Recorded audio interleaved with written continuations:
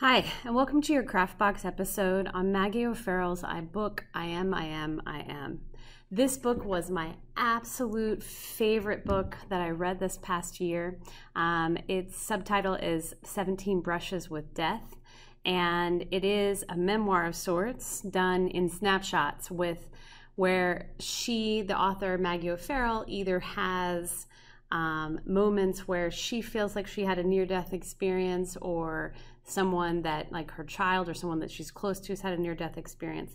So we're going to take a look at one of the episodes, which is a plane that she was on, losing pressure and falling. So we're going to start sort of towards the bottom of this page here, because in many ways, she's telling of a time in her life where she was wondering, what does she have to lose? And she decides to just up and change her jobs and go to Hong Kong. But then on the way there, she discovers exactly what she does have to lose, which is her life, as there is problems with the plane.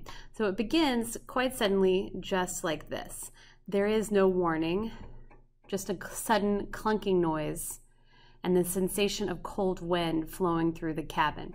So it's a one-sentence paragraph with this long em dash that says no warning and what there was instead of the warning. So it really just sort of drops us right in the action.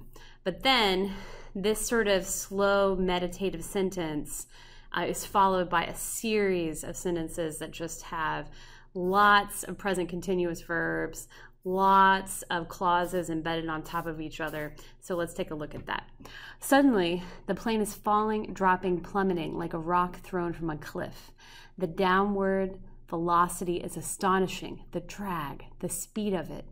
It feels like the world's most unpleasant fairground ride, like a dive into nothing, like being pulled by the ankles into the endless maw of the underworld. My ears and face bloom petals of pain, the seatbelt cutting into my thighs as I am thrown upwards. So when I think about the way that people describe things, sometimes I really focus in on a sort of micro level, like, wow, look at how they're really describing some of the concrete details of a situation, or the way they describe smell. But what's really impressive to me about Maggie O'Farrell's work is, yes, she definitely has beautiful descriptive language, but she also has a sense of overall rhythm and perception. She knows she's introducing a scene to you. So the way that she does that is, first she just gives us one sentence that tells you the scene as sort of like a headline, one kind of sentence that encapsulates whole. Then she gives us a whole series of sentences that just deal with the speed. And that might be the first thing that a person would perceive in this scenario, is just how quickly everything's happening. And then she ends the paragraph grounding us into the seatbelt cutting at her thighs as she goes upward. So there's really a way that the way she's describing the order of details that she's bringing us in after she's giving us a sentence that encapsulates us really does mimic the kind of perception that it is the narrator, in this case her, feels in this scenario. So what happens next after you notice the speed and you notice the seatbelts at your thighs? The thing you notice is the world around you. And that's what the next paragraph does so beautifully. She says, around me, the cabin is shaken like a snow globe. And I love this list of things that she's seeing that are just drifting like all around her. Handbags, juice cans, apples, shoes, sweaters rise from the floor. Oxygen masks swing like lineas from the ceiling, and human beings are tossed into the air. I see the child from across the aisle hit the roof feet first, his mother arcing in the other direction, her black hair fanned out around her, her face most disgruntled then afraid. The priest next to me is thrown upwards and out of his seat toward his rosary beads. Two nuns, their wimpos billowing, are flung like rag dolls up to the lights.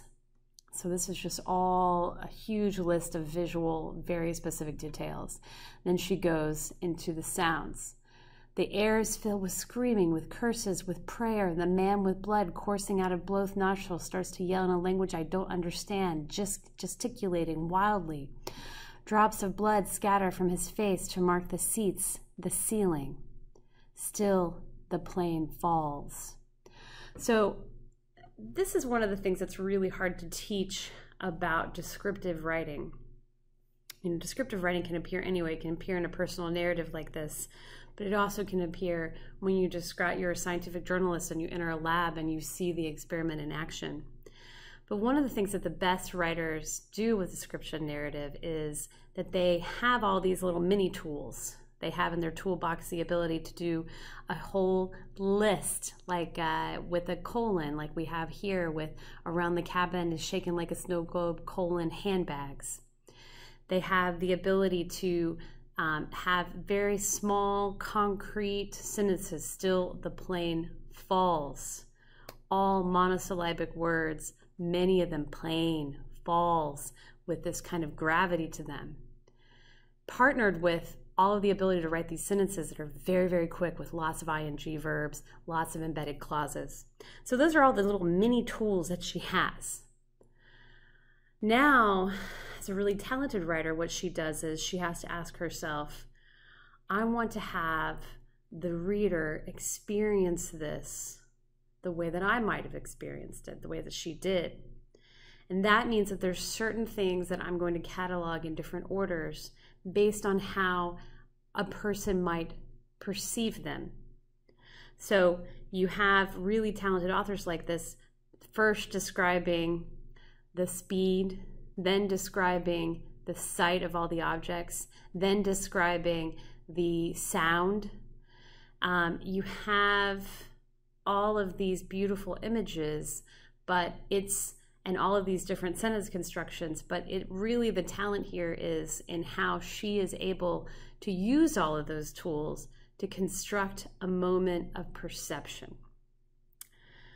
Again, this is Maggie O'Farrell in her book, I Am, 17 Brushes with Death, one of the most craftful books that I've probably ever read, and definitely that I read this past year. Thanks.